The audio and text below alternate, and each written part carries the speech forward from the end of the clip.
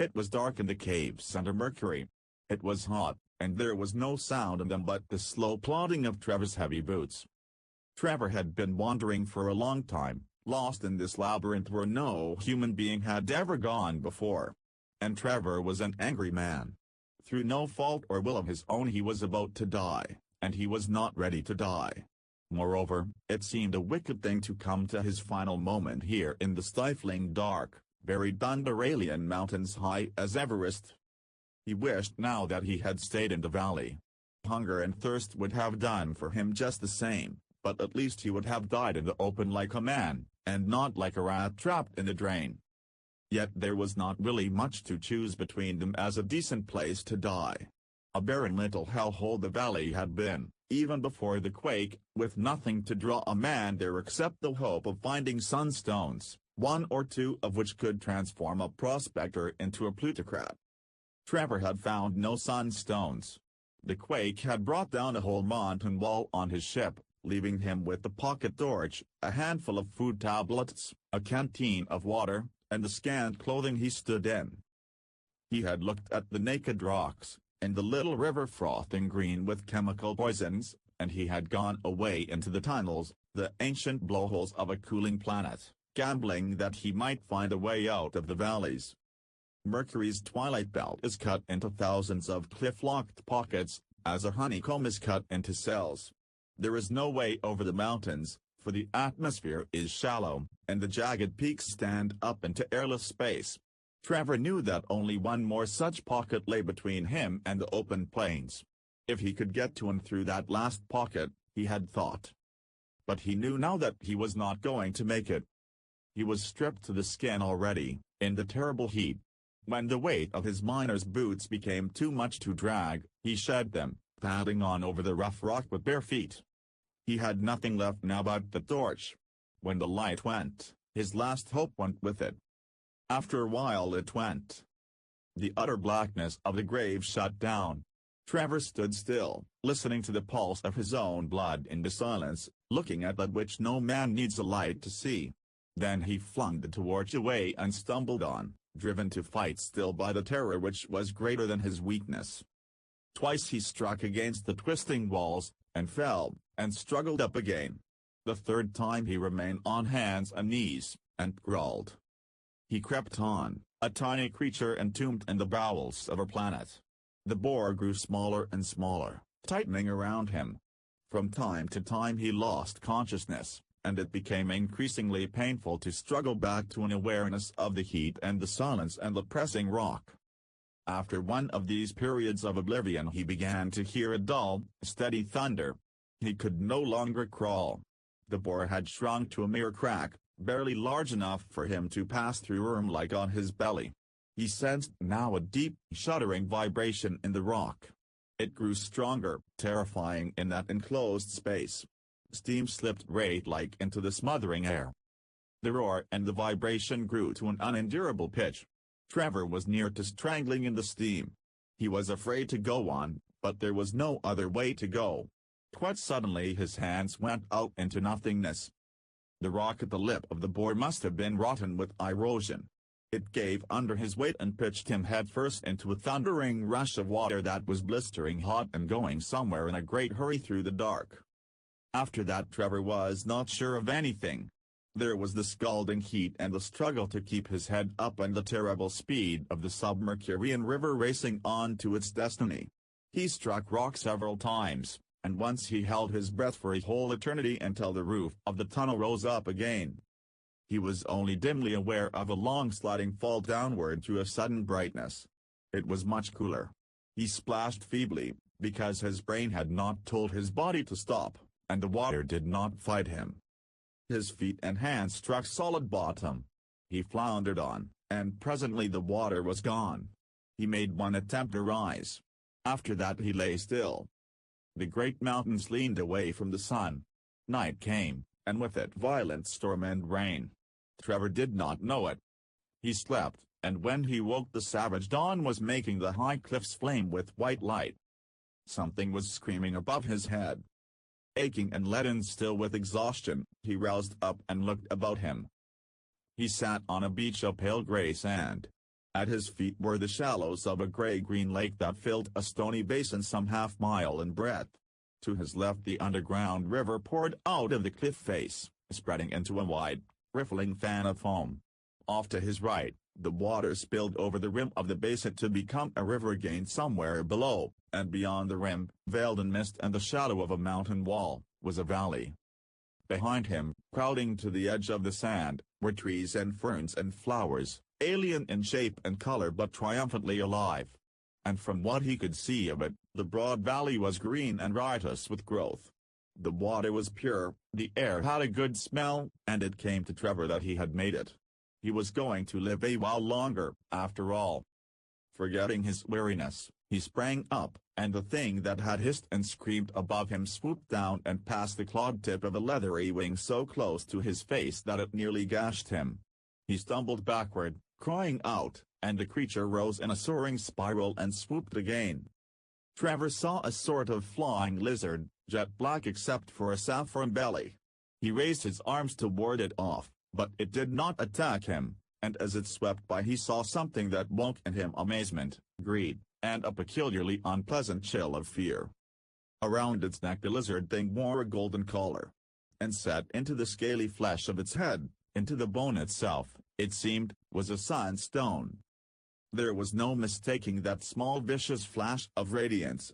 Trevor had dreamed of sunstones too long to be misled. He watched the creature rise again into the steamy sky and shivered, wondering who, or what, had set that priceless thing into the skull of a flying lizard, and why. It was the why that bothered him the most. Sunstones are not mere adornments for wealthy ladies.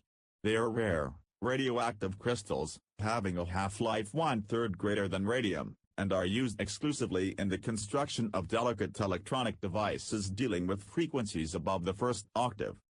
Most of that relatively unexplored superspectrum was still a mystery. And the strangely jeweled and collared creature circling above him filled Trevor with a vast unease. It was not hunting. It did not wish to kill him. But it made no move to go away. From far down the valley, muted by distance to a solemn bell note that rolled between the cliffs, Trevor heard the booming of a great song. A sudden desire for concealment sent him in among the trees. He worked his way along the shore of the lake. Looking up through the branches he saw the black wings lift and turn, following him. The lizard was watching him with its bright, sharp eyes. It noted the path of his movements through the ferns and flowers, as a hawk watches a rabbit. He reached the lip of the basin where the water poured over in a cataract several hundred feet high. Climbing around the shoulder of a rocky bastion, Trevor had his first clear look at the valley. Much of it was still vague with mist. But it was broad and deep, with a sweep of level plain and clumps of forest, locked tight between the barrier mountains. And as he made out other details, Trevor's astonishment grew out of all measure. The land was under cultivation. There were clusters of thatched huts among the fields, and in the distance was a rock-built city, immense and unmistakable in the burning haze of dawn. Trevor crouched there, staring, and the winged lizard swung in lazy circles, watching, waiting, while he tried to think. A fertile valley such as this was rare enough in itself. But to find fields in a city was beyond belief. He had seen the aboriginal tribes that haunt some of the cliff-locked worlds of the Twilight Belt, subhuman peoples who live precariously among the bitter rocks and boiling springs, hunting the great lizards for food. None of this was ever built by them. Unless, in this environment, they had advanced beyond the age of stone. The gong sounded again its challenging note. Trevor saw the tiny figures of mounted men, no larger than ants at that distance, come down from the city and ride out across the plain. Relief and joy supplanted speculation in Trevor's mind. He was battered and starving, lost on an alien world, and anything remotely approaching the human and the civilized was better luck than he could have dreamed or prayed for. Besides, there were sunstones in this place. He looked hungrily at the head of the circling watcher, and then began to scramble down the broken outer face of the bastion. The black wing slipped silently after him down the sky. About 100 feet above the valley floor he came to an overhang. There was no way past it but to jump. He clung to a bush and let himself down as far as he could, and then dropped some 4 or 5 yards to a slope of springy turf. The fall knocked the wind out of him, and as he lay gasping a chill doubt crept into his mind. He could see the land quite clearly now, the pattern of the fields, the far-off city. Except for the group of riders, nothing stirred. The fields, the plain were empty of life, the little village as still as death. And he saw, swinging lazily above a belt of trees by the river, a second black-winged shadow, watching. The trees were not far away. The riders were coming toward them and him. It seemed to Trevor now that the men were perhaps a party of hunters, but there was something alarming about the utter disappearance of all other life. It was as though the gong had been a warning for all to take cover while the hunt was abroad. The sharp-eyed lizards were the hounds that went before to find and flush the game. Glancing up at the ominous sentinel above his own head, Trevor had a great desire to see what the quarry was that hid in the belt of trees. There was no way back to the partial security of the lake basin. The overhang cut them off from that. The futility of trying to hide was apparent, but nevertheless he wormed in among some crimson ferns. The city was at his left. To the right, the fertile plain washed out into a badland of lava and shattered rock, which narrowed and vanished around a shoulder of purple basalt. This defile was still in deep shadow. The riders were still far away. He saw them splash across a ford, toy figures making little bursts of spray. The watcher above the trees darted suddenly downward. The quarry was breaking cover. Trevor's suspicions crystallized into an ugly certainty. Horror-struck, he watched the bronzed, half-naked figure of a girl emerge from the brilliant undergrowth and run like an antelope toward the badland. The flying lizard rose, swooped, and struck. The girl flung herself aside. She carried a length of sapling bound with great thorns, and she lashed out with it at the black brute, grazed it, and ran on. The lizard circled and came at her again from behind. She turned. There was a moment of the vicious confusion, in which the leathery wings enveloped her in a kind of dreadful cloak, and then she was running again, but less swiftly, and Trevor could see the redness of blood on her body. And again this flying demon came. The thing was trying to hurt her, turn her back toward the huntsman. But she would not be turned. She beat with her club at the lizard, and ran, and fell, and ran again. And Trevor knew that she was beaten. The brute would have the life out of her before she reached the rocks. Every dictate of prudence told Trevor to stay out of this. Whatever was going on was obviously the custom of the country, and none of his business. All he wanted was to get hold of one of these sunstones and then find a way out of this valley. That was going to be trouble enough without taking on any more. But prudence was swept away in the fury that rose in him as he saw the hawk swoop down again, with its claws outspread and hungry for the girl's tormented flesh. He sprang up, shouting to her to fight, to hang on, and went running full speed down the slope toward her. She turned upon him a face of such wild, fierce beauty as he had never seen, the eyes dark and startled and full of a terrible determination. Then she screamed at him, in his own tongue, "Look out!" He had forgotten his own nemesis. Black wings, claws, the lash of a scaly tail striking like a whip, and Trevor went down, rolling over and staining the turf red as he rolled. From far off he heard the voices of the huntsmen, shrill and strident, lifted in a wild halloo. 2. For some reason the assault steadied Trevor. He got to his feet and took the club out of the girl's hands, regretting the gun that was buried under a ton of rock on the other side of the mountains. "Keep behind me," he said. "Watch my back." She stared at him strangely, but there was no time for questions. They began to run together toward the badland. It seemed a long way off. The lizard screamed and hissed above them. Trevor hefted the club. It was about the size and weight of a baseball bat. He had once been very good at baseball. "They're coming," said the girl. "Lie down flat," he told her, and went on, more slowly. She dropped behind him in the grass, her fingers closing over a fragment of stone. The wide wings whistled down. Trevor braced himself. He could see the evil eyes, yellow and bright as the golden collars, and the brilliant flash of the sunstones against the jetty scales of the head. They were attacking together, but at different angles, so that he could not face them both. He chose the one that was going to reach him first, and waited. He let it get close, very close, diving swiftly with its scarlet tongue forking out of its hissing mouth and its sharp claws spread. Then he swung the club with all his might. It connected. He felt something break. The creature screamed, and then the force of its dive carried it on into him and he lost his footing in a welter of thrashing wings and floundering body. He fell, and the second lizard was on him. The girl rose. In 3 long strides she reached him and flung herself upon the back of the scaly thing that ravaged him. He saw her trying to pin it to the ground, hammering methodically at its head with the stone. He kicked off the wounded one. He had broken its neck, but it was in no hurry to die. He caught up the club and presently the second brute was dead. Trevor found it quite easy to pick up the sunstone. He held it in his hand, a strange, tawny, jewel-like thing, with a scrap of bone still clinging to it.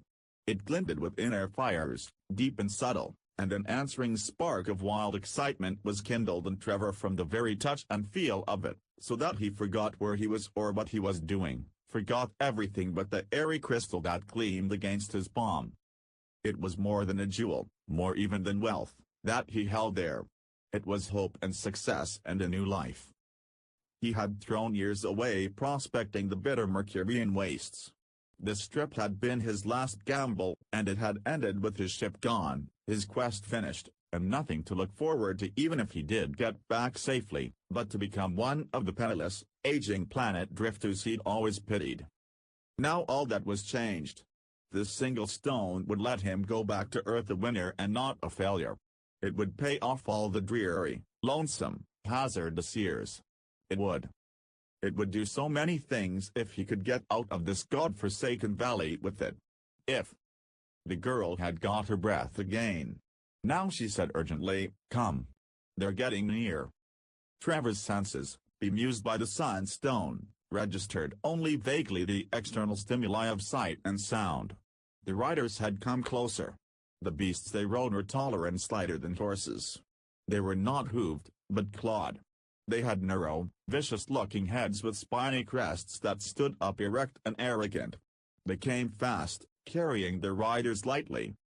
The men were still too far away to distinguish features, but even at that distance Trevor sensed something peculiar about their faces, something unnatural. They wore splendid harness, and their half-clad bodies were bronzed, but not nearly so deeply as the girls'. The girl shook him furiously, stirring him out of his dream. "Do you want to be taken alive? Before, the beasts would have torn us apart, and that is quickly over. But we killed the hawks, don't you understand? Now they will take us alive."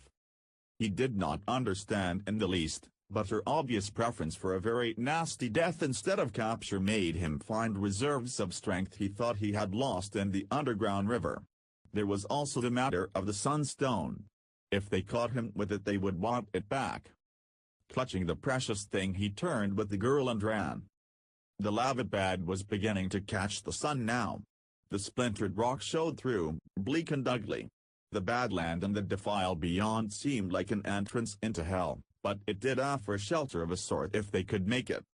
The drumming of padded feet behind was loud in his ears. He glanced over his shoulder, once. He could see the faces of the huntsmen now. They were not good faces, in either feature or expression, and he saw the thing about them that he had noticed before, the unnatural thing. In the center of each forehead, above the eyes, a sunstone was set into flesh and bone. First the hawk lizards, and now these. Trevor's heart contracted with an icy pang. These men were human as himself, and yet they were not. They were alien and wicked and altogether terrifying, and he began to understand why the girl did not wish to come alive into their hands. Fleet, implacable, the crested mounts with their strange riders were sweeping in upon the two who fled. The leader took from about his saddle a curved throwing stick and held it, poised. The sunstone set and his brow flashed like a third, and evil eye. The lava and the fangs of rock shimmered in the light. Trevor yearned toward them. The brown girl running before him seemed to shimmer also. It hurt very much to breathe. He thought he could not go any farther. But he did, and when the girl faltered he put his arm around her and steadied her on. He continued to keep an eye out behind him. He saw the curved stick come hurtling toward him and he managed to let it go by. The others were ready now as they came within range. It seemed to Trevor that they were watching him with a peculiar intensity, as though they had recognized him as a stranger and had almost forgotten the girl in their desire to take him. His bare feet trod on lava already growing hot under the sun. A spur of basalt reared up and made a shield against the throwing sticks. In a minute or two Trevor and the girl were hidden in a terrain of such broken roughness as the man had seldom seen. It was as though some demoniac giant had whipped the molten lava with the pudding spoon, cracking mountains with his free hand and tossing in the pieces. He understood now why the girl had waited for daylight to make her a break. To attempt this passage in the dark would be suicidal. He listened nervously for sounds of pursuit. He could not hear any, but he remained uneasy, and when the girl flung herself down to rest, he asked, "Shouldn't we go farther? They might still come." She did not answer him at once, beyond a shake of the head. He realized that she was looking at him almost as intently as the riders had. It was the first chance she had had to examine him, and she was making the most of it. She noted the cut of his hair, the stubble of beard, the color and texture of his skin, the rags of his shorts that were all he had to cover him. Very carefully she noted them, and then she said in an odd slow voice, as though she were thinking of something else, "Mounted, the Kaurans are afraid of nothing. But afoot, and in here, they are afraid of ambush. It has happened before. They can die, you know, just the same as we do." Her face, for all its youth, was not the face of a girl. It was a woman who looked at Trevor, a woman who had already learned the happy, the passionate, and the bitter things, who had lived with pain and fear and knew better than to trust anyone but herself. "You aren't one of us," she said. "No. I came from beyond the mountains." He could not tell whether she believed him or not. "Who, or what, are the Kaurans?" "The lords of Kaurath," she answered, and began to tear strips from the length of white linen cloth she wore twisted about her waist. "There will be time to talk later. We still have far to go. Here, this will stop the bleeding." In silence they bound each other's wounds and started off again. If Trevor had not been so unutterably weary, and the way so hard, he would have been angry with the girl. And yet there was nothing really to be angry about except that he sensed she was somehow suspicious of him. Many times they had to stop and rest. Once he asked her, "Why were they, the Kaurans, hunting you?" "I was running away." "Why were they hunting you?" "Damned if I know. Accident, perhaps. I happened to be where their hawks were flying." The girl wore a chain of iron links around her neck, a solid chain with no clasp, too small to be pulled over the head. From it hung a round tag with the word stamped on it. Trevor took the tag in his hand. "Galt," he read. "Is that your name?" "My name is Jen. Galt is the Karan I belong to." He led the hunt. She gave Trevor a look of fierce and challenging pride and said, as though she were revealing a secret earldom, "I am a slave." "How long have you been in the valley, Jen? You and I are the same stock, speaking the same language. Earth stock. How does it happen, a colony of this size that no one ever heard of?" "It's been nearly 300 years since the landing," she answered. "I have been told that for generations my people kept alive the hope that a ship would come from Earth and release them from the Kaurans. It never came. And, except by ship, there is no way in or out of the valley." Trevor glanced at her sharply. "I found a way in, all right, and I'm beginning to wish I hadn't. And if there's no way out, where are we going?" "I don't know myself," said Jen, and rose. "But my man came this way, and others before him." She went on, and Trevor went with her. There was no place else to go. The heat was unbearable, and they crept in the shadows of the rocks wherever they could. They suffered from thirst, but there was no water. The shoulder of purple basalt loomed impossibly tall before them, and seemed never to grow nearer. For most of the day they toiled across the lava bed, and at last, when they had almost forgotten that they had ever dreamed of doing it, they rounded the shoulder and came staggering out of the badland into a narrow canyon that seemed like the scar of some cataclysmic wound in the mountain. Rock walls, raw and riven, rose out of sight on either side, the twisted strata showing streaks of crimson and white and sullen ochre. A little stream crawled in a stony bed, and not much grew beside it. Jen and Trevor fell by the stream. And while they were still sprawled on the moist gravel, lapping like dogs at the bitter water, men came quietly from among the rocks and stood above them, holding weapons made of stone. Trevor got slowly to his feet. There were 6 of these armed men. Like the girl, they wore loincloths of white cotton, much frayed, and like her they were burned almost black by a lifetime of exposure to a brutal sun. They were all young, noted and sinewy from hard labor, their faces grim beyond their years. All bore upon their bodies the scars of talons. And they looked at Trevor with a cold, strange look. They knew Jen, or most of them did. She called them gladly by name, and demanded, "Hugh. Where is Hugh?" One of them nodded toward the farther wall. "Up there in the caves. He's all right." "Who is this man, Jen?" She turned to study Trevor. "I don't know. They were hunting him, too. He came to help me. I couldn't have escaped without him. He killed the hawks. But..." She hesitated, choosing her words carefully. "He says he came from beyond the mountains. He knows of earth and speaks our tongue. And when he killed the hawks he smashed the skull of one and took the sunstone." All 6 started at that. And the tallest of them, a young man with a face as bleak and craggy as the rocks around them, came toward Trevor. "Why did you take the sunstone?" he asked. His voice held an ugly edge. Trevor stared at him. "Why the devil do you suppose?" "Because it's valuable." The man held out his hand. "Give it to me." "The hell I will!" cried Trevor furiously. He backed away, just a little, getting set. The young man came on, and his face was dark and dangerous. "Saul, wait!" cried Jen. Saul didn't wait. He kept right on coming. Trevor let him get close before he swung, and he put every ounce of his strength behind the blow. The smashing fist took Saul squarely in the belly and sent him backward, doubled up. Trevor stood with hunched shoulders, breathing hard, watching the others with feral eyes. "What are you?" he snarled. "A bunch of thieves?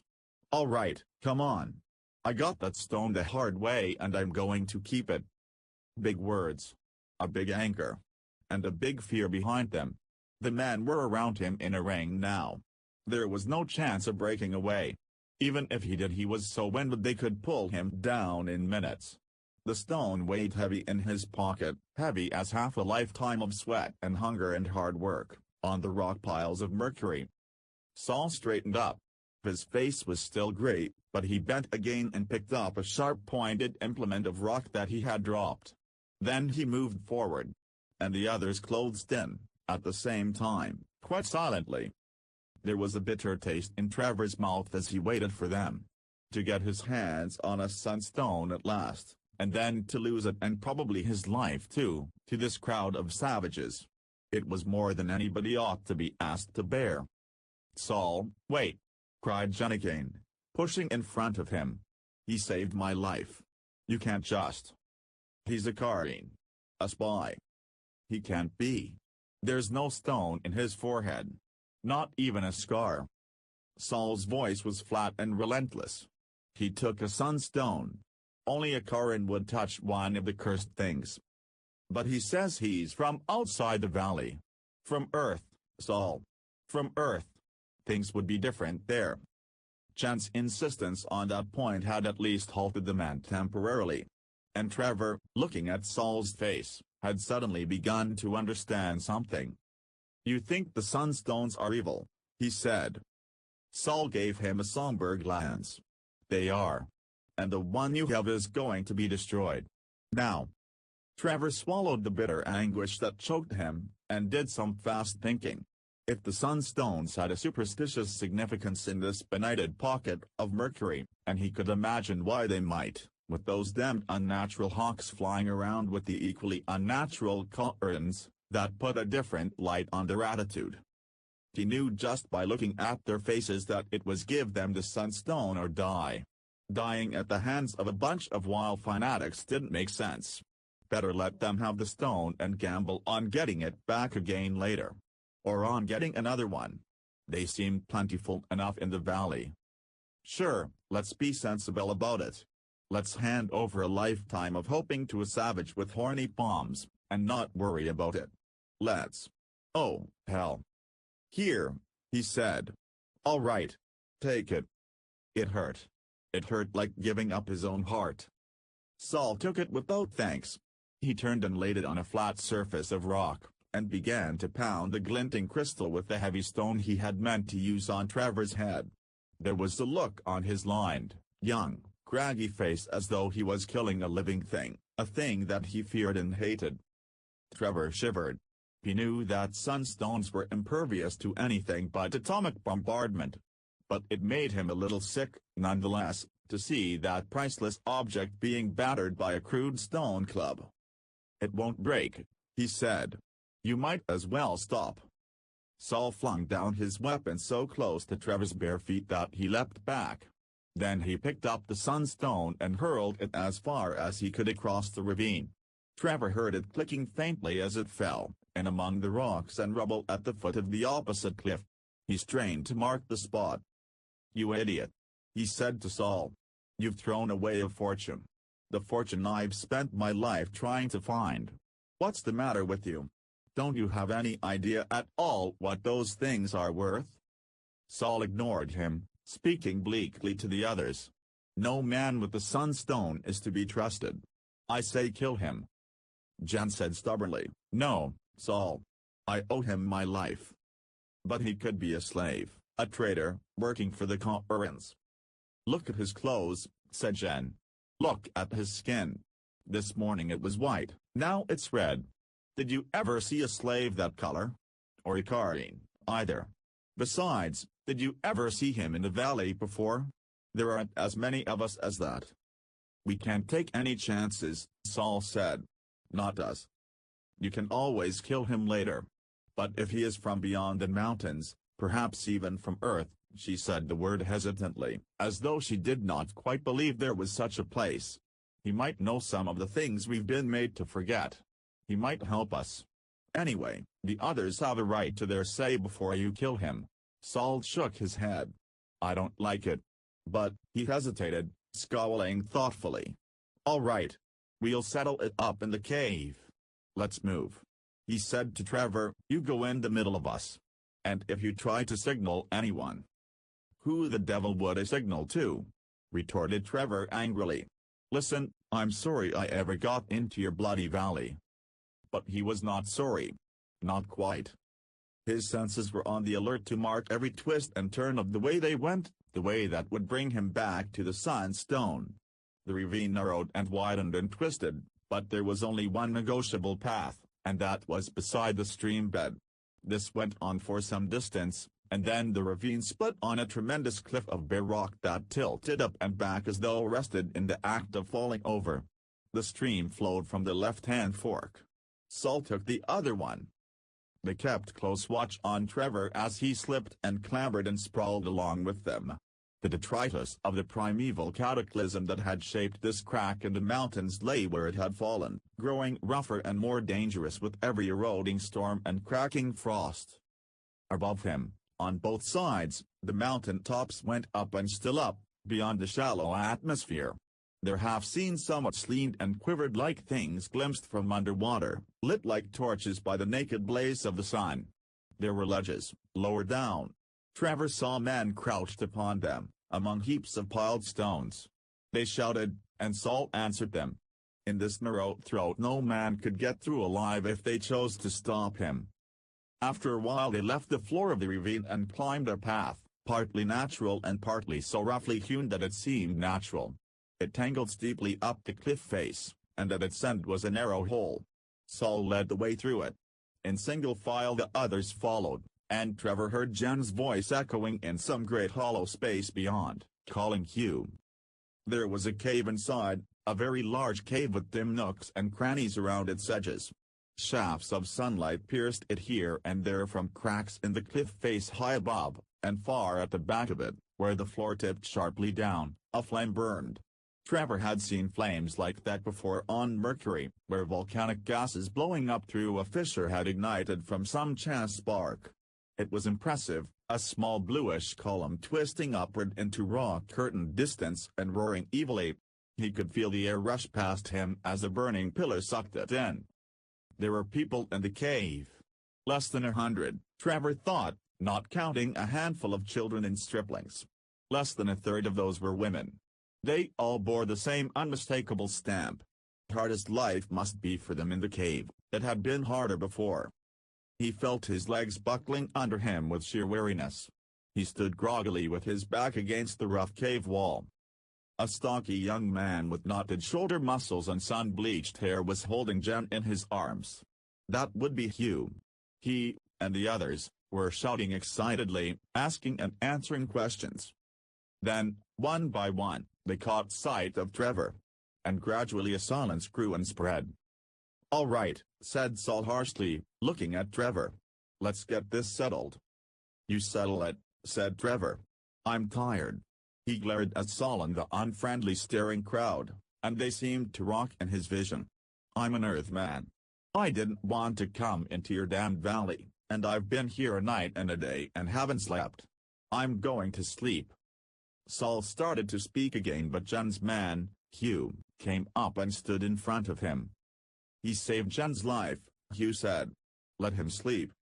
He led Trevor away to a place at the side where there were heaps of dried vines and mountain creepers, prickly and full of dust but softer than the cave floor.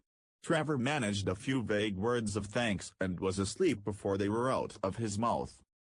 Hours, weeks, or perhaps it was only minutes later, a rough persistent shaking brought him to again. Faces bent over him. He saw them through a haze, and the questions they asked penetrated to him slowly, and without much meaning. "Why did you want the sunstone?" "Why wouldn't I want it?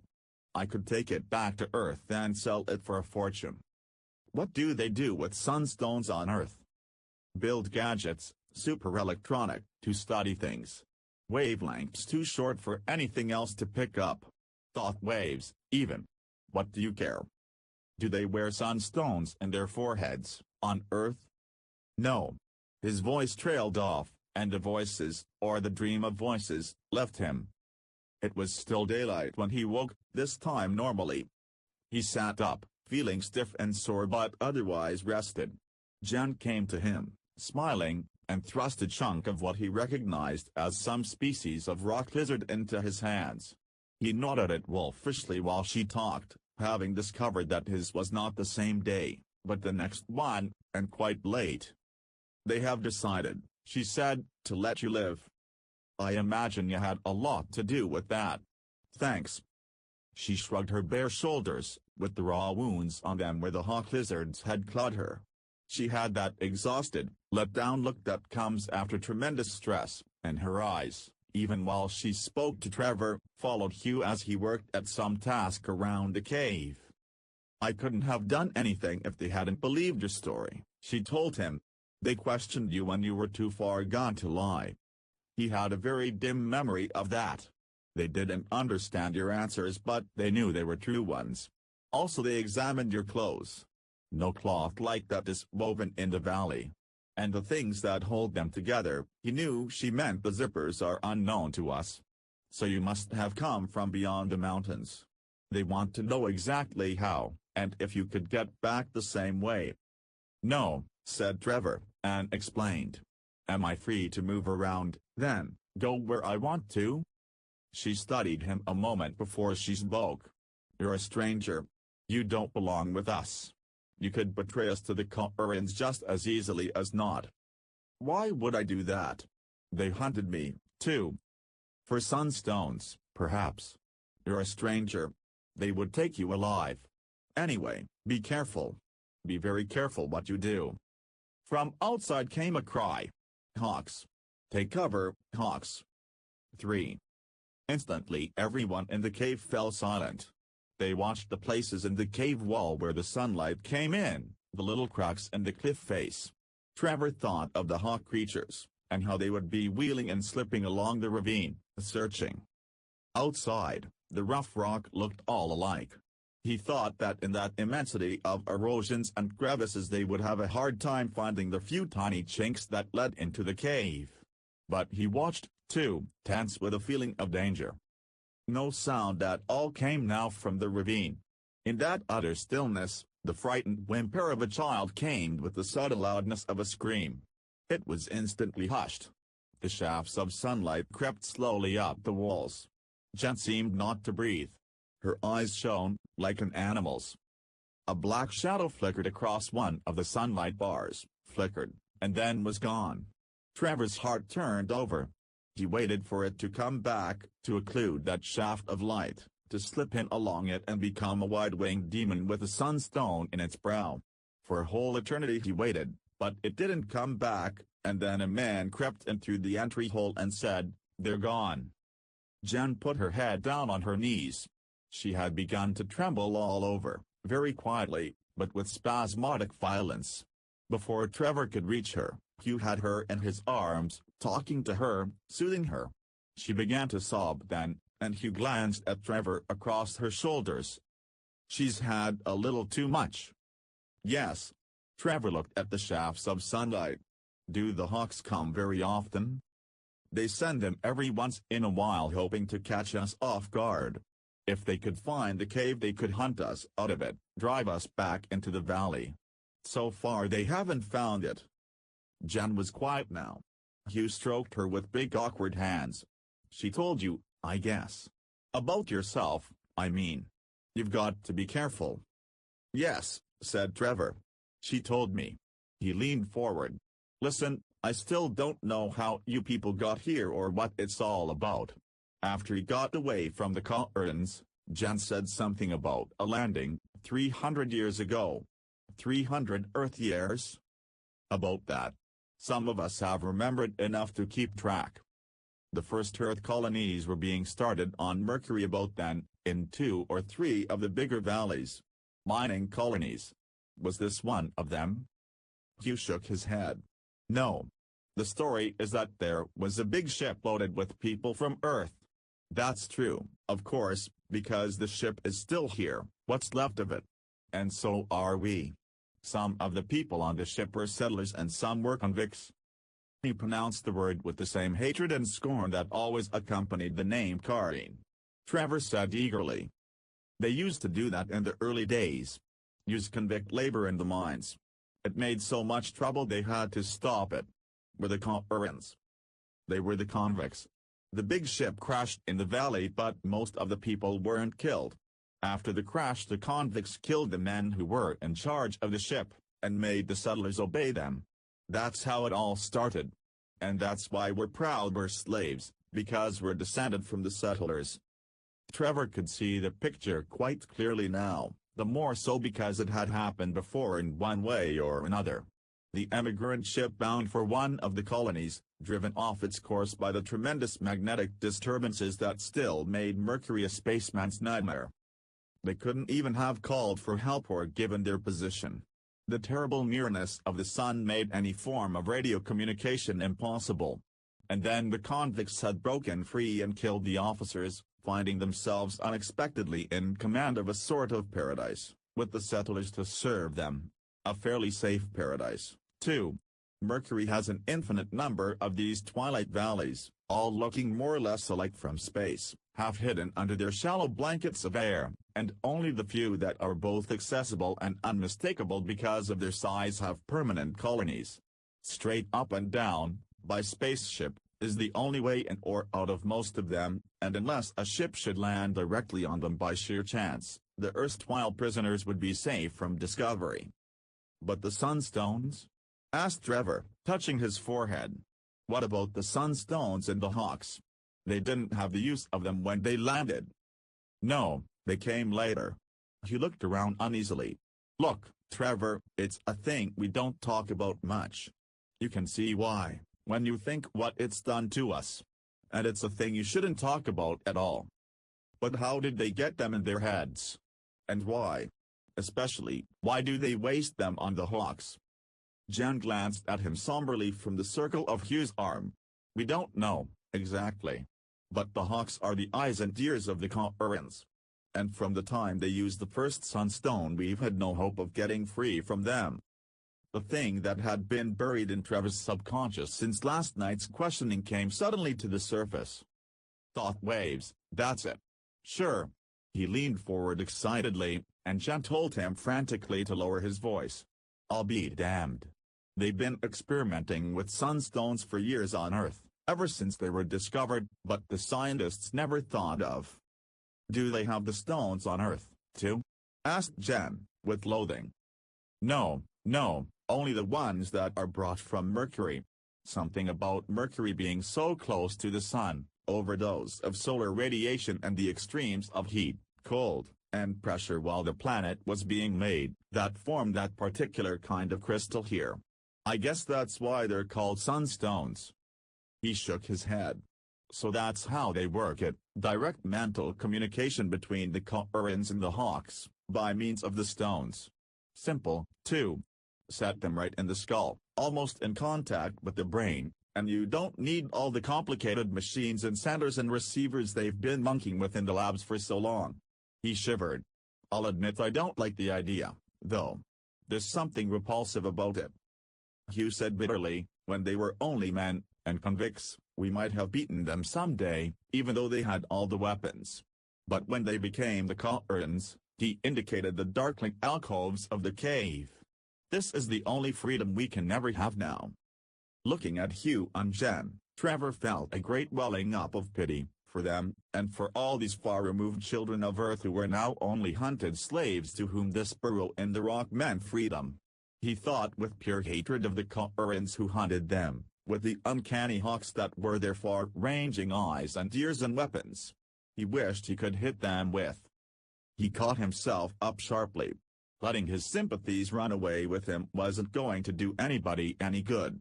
The only thing that concerned him was to get hold of that sunstone again and get out of this devil's pocket. He'd spent half a life hunting for a stone, and he wasn't going to let concern over perfect strangers sidetrack him now. The first step would be getting away from the cave. It would have to be at night. No watch was kept and on the ledges, for the Hawks did not fly in darkness, and the Corans never moved without their Hawks. Most of the people were busy in those brief hours of safety. The women searched for edible moss and lichens. Some of the men brought water from the stream at the canyon fork, and others, with stone clubs and crude spears, hunted the great rock lizards that slept in the crevices, made sluggish by the cold. Trevor waited until the fourth night, and then when Saul's water party left, he started casually out of the cave after them. I think I'll go down with them, he told Jen and Hugh. I haven't been down that far since I got here. There seemed to be no suspicion in them of his purpose. Jen said, stay close to the others. It's easy to get lost in the rocks. He turned and went into the darkness after the water party. He followed them down to the fork, and it was quite easy then to slip aside among the tumbled rock and leave them, working his way slowly and silently downstream. After several days in the dimness of the cave, he found that the starshine gave him light enough to move by. It was hard going, even so, and by the time he reached the approximate place where Saul had tried to kill him he was bruised and cut and considerably shaken. But he picked his spot carefully, crossed the stream, and began to search. The chill deepened. The rocks that had been hot under his hands turned cold, and the frost rime settled lightly on them, and Trevor shivered and swore and scrambled, fighting the numbness out of his body, praying that none of the loose rubble would fall on him and crush him. He had prospected on Mercury for a long time. Otherwise he would not have lived. He found it more easily than he could have done by day, without a detector. He saw the cold pale light of it gleaming, down among the dark broken rock where Saul had thrown it. He picked it up. He dandled the thing in his palm, touching it with loving fingertips. It had a certain cold repellent beauty, glimmering in the darkness, a freakish byproduct of Mercury's birth pangs, unique in the solar system. Its radioactivity was a type and potency harmless to living tissue, and its wonderful sensitivity had made it possible for physicists to explore at least a little into those unknown regions above the first octave. In a gesture motivated by pure curiosity, he lifted the stone and pressed it tight against the flesh between his brows. Probably it wouldn't work this way. Probably it had to be set deep into the bone. It worked, oh God, it worked, and something had him, something caught him by the naked brain and would not let him go. Trevor screamed. The thin small sound was lost in the empty dark, and he tried again, but no sound would come. Something had forbidden him to scream. Something was in there, opening out the leaves of his brain like the pages of a child's book, and it wasn't a hawk, or a careen. It wasn't anything human or animal that he had ever known before. It was something still and lonely and remote, as alien as the mountain peaks that towered upward to the stars, and as strong, and as utterly without mercy. Trevor's body became convulsed. Every physical instinct was driving him to run, to escape, and he could not. In his throat now there was a queer wailing whimper. He tried to drop the sunstone. He was forbidden. Rage began to come on the heels of horror, a blind protest against the indecent invasion of his most private mind. The whimpering rose to a sort of cat-like squall, an eerie and quite insane sound in the narrow gorge, and he clawed with his free hand at the one that held the sunstone, tight against his brows. He tore it loose. A wrench that almost cracked his brain in two. A flicker of surprise, just before the contact broke, and then a fading flash of anger, and then nothing. Trevor fell down. He did not quite lose consciousness, but there was an ugly sickness in him and all his bones had turned to water. It seemed a long time before he could get to his feet again. Then he stood there shaking. There was something in this accursed valley. There was something or someone who could reach out through the sunstones and take hold of a man's mind. It did that to the Courins and the Hawks, and it had done it for a moment to him, and the horror of that alien grasp upon his brain was still screaming inside him. But who? He whispered hoarsely. And then he knew that the word was wrong. What? For it was not human, it couldn't be human. Whatever had held him there wasn't man or woman, brute or human. It was something else, but what it was he didn't want to know, he only wanted to get out. Trevor found out he had begun to run, bruising his shins against rocks. He got a grip on himself, forcing himself to stand still. His breath was coming in great gasps. He still had the sunstone clenched in his sweating palm, and he had an almost irresistible desire to fling the thing away with all his strength. But even in the grip of alien horror a man could not throw away the goal of half a lifetime, and he held it, and hated it. He told himself that whatever it was that reached through the sunstones could not use them unless they were against the forehead, close to the brain. The thing couldn't harm him if he kept it away from his head. A terrible thought renewed Trevor's horror. He thought of the Courins, the men who wore sunstones set forever in their brows. Were they, always and always, in the icy, alien grip of that which had held him? And these were the masters of Jen's people? He forced that thought away. He had to forget everything except how to get free of this place. He started at once, still shaken. He couldn't go far before daylight, and he would have to lie up in the rocks through the day and try to make it to the valley wall the next night. He was glad when daylight came, the first fires of sunrise kindling the peaks that went above the sky.